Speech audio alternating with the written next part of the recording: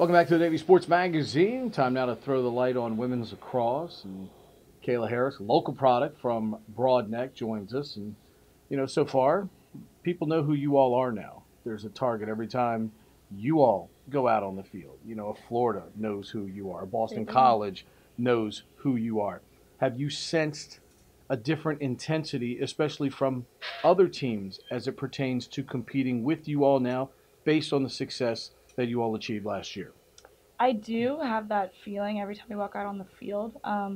Last year we kind of had a sneaky factor to us because we had all that talent and no one expected it. So boom, we can pop goals in really quick. This year, however, teams are getting ready for us. They're preparing for us harder than they would prepare for other teams, and they're getting nervous for us. So we just have to do our thing, but we can't have that mystery factor that we did have last year. At the same time, you all, in terms of performance, had moments against both Boston College and Florida on the road where you played unbelievable lacrosse. You had both of those teams reeling in those games. What was the frustration factor afterward when you look back on it, knowing that those were opportunities that got away from you all, where you played for a decent amount of the game at a very high level?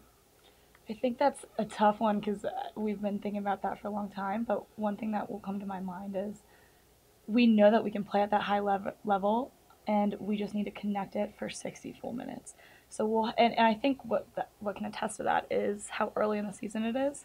So we're still have some growing pains of losing Moyo and Huey, Mm-hmm. or losing that leadership of the other seniors from last year, and just like getting into this team, this year's team, this 2018 season. Um, but what's good is we know that we have that talent, and we know that we have that ability to get up on Florida and to get up on BC.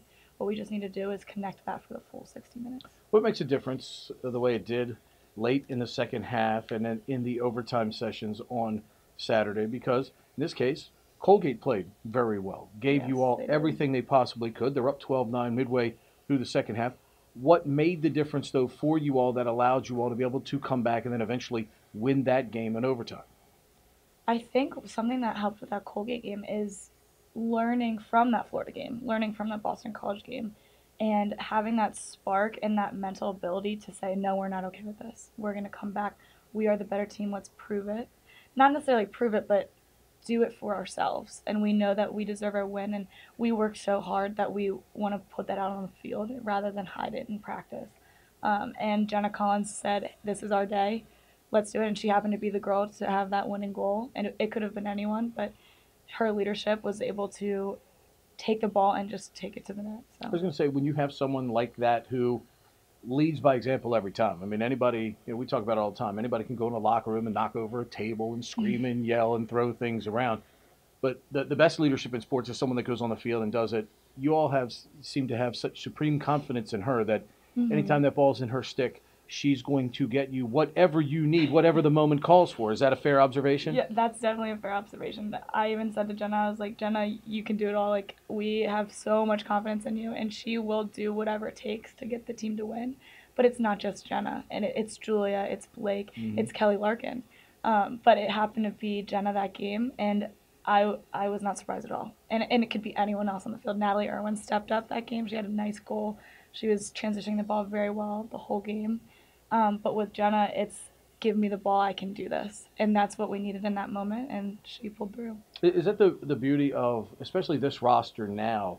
This roster now has the kind of depth you need to chase a championship, and this program's still rather young compared to a lot of the other powerhouses around the country. But do you see that now in practice, where your practices are better because there's such a depth of talent that every day is a very competitive day in practice, whether it's a drill, whether it's a scrimmage type setting? Do you see that now in practice because of the depth of talent in this program? Yes, and you said it. You said the competition in practice. Every single practice, every single game, every scrimmage, everything we do, every single girl is fighting for a spot on the field. I'm fighting for a spot on the field. Jenna's fighting for a spot on the field. Um, all the girls who are ready to play, they could take the field and play just as good as anyone else. So with every single practice, you have to give it your 100%, or you could get your spot taken. And that's what's the beauty of our team is we're okay with that. We're pushing each other to get better, and we're pushing each other to work our hardest because that's how champions play. obviously this past week, your sister plays at Florida, and you come from a very supportive sports family. Your Yeah. dad's a great football coach up at Broadneck. Yeah. But to share that family environment, what is that like? Because there's obviously year-round support for you, no matter whether things are going good. You can share that with people, but when things are maybe not going as positive, you've also got some people that you can lean on that maybe give you that little extra oomph to get you back in the positive direction that you need to go. What is that like to be able to share that with family like that? Absolutely. I think it's a mix of healthy and unhealthy competition.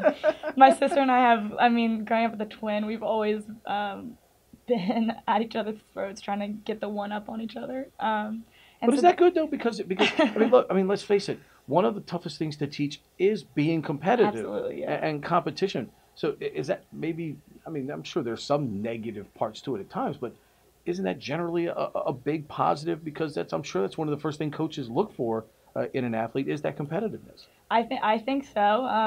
I mean, it sucks in the moment, but at the same time, after practice in high school, I'd be like, "Oh, Bria, that was nice," because I was more defensive, she was more offensive. Right, right. So when we'd be scrimmaging, obviously I'd find my way over to Brie, and I'd be like, "Hey, Brie, you're not gonna get this one," and then she'd blow right past me, or I'd stop her that one time.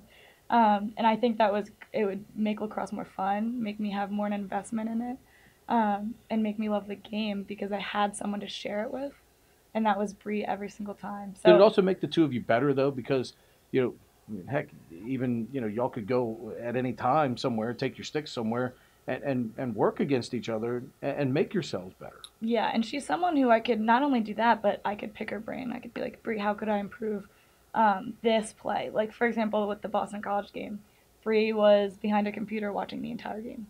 And someone that I could trust to talk to about how I played or how my team Sure. personally played, she could tell me every little thing, and she's not scared to hurt my feelings. She'd say, Kayla, that sucked. Like, you need to fix that right there. And sometimes you need someone to have a non biased opinion of the game who's not scared to tell you how it really is. And that's always been Bree for me, and she's always been that competitive spirit that's with me through it all. So I think I've been really lucky to have her by my side. Yeah, no doubt about that. And let's hope you all get another shot to play Yeah. against each other. That would obviously mean good things for the program. But in terms of obviously having a dad that coaches, and I think sometimes in some families, at what point does he look at the game as dad, and maybe sometimes offer advice as coach, or is he always dad in most situations? I think my dad, wow, he he's a mix of both in all situations, and for him, I think that's just who he is. He identifies as a coach, as a developer of Right. people. He's also a teacher. He gave Sure. me a B in his math class. That's probably what you earned. Did he tell you that's what you earned? Absolutely, Right. I wasn't doing my homework, so he gave me a B. Um, but so with him, and it's kind of funny. I'll ignore him or whatever when he always have something to improve upon, and that's great. I'll be like, Dad, stop telling me, but he'll even bring it out and be like, Kayla, do this 1-2 step in this exact moment, or he'll come to me with crossover, he'll come to me with extra things to say, and it's good to have that dynamic. But then when I need him most, he'll be just a supportive dad. He'll be like, Kayla, that was bad game, tough loss, but it's okay. Like, you'll bring it back. So he does do that good balance of the two. And he's a good person to have in my life. Most athletes here have sponsor families, and in our last 60 seconds here, you have the unique opportunity to have your family be here because you're a local kid and played right up the road at Broadneck. Uh, h- is that how good is that? I mean, obviously you've been around your family all your life, but this place is different than others. How good is it to have that support system that close when you need them? Oh, it's a blessing, honestly. They sometimes you need to get away from this place. This place is great, but sometimes you want to Sure.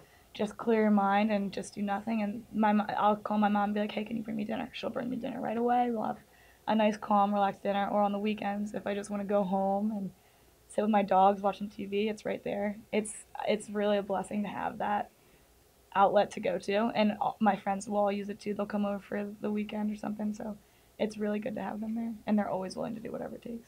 Appreciate the time today. All the best of success to you and your teammates for the rest of the season. Thank you so much. All right, Kayla Harris joining us here on the Navy Sports Magazine.